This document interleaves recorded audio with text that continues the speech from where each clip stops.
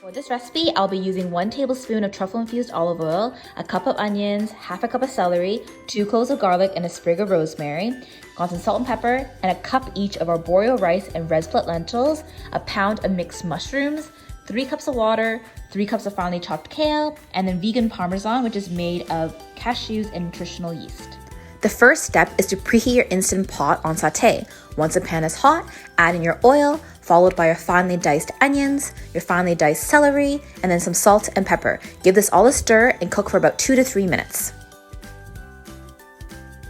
Next, we're gonna add in the garlic as well as the rosemary and then your 1 pound of mixed sliced mushrooms.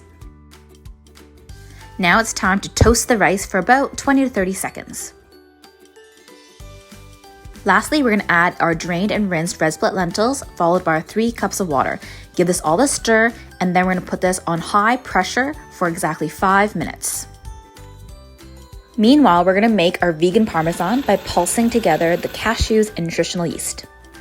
Now it's time to do a quick release on the pressure cooker so that the rice remains al dente. Now go ahead and stir in the kale, and then give this all a mix. Lastly, we're going to garnish with the vegan Parmesan.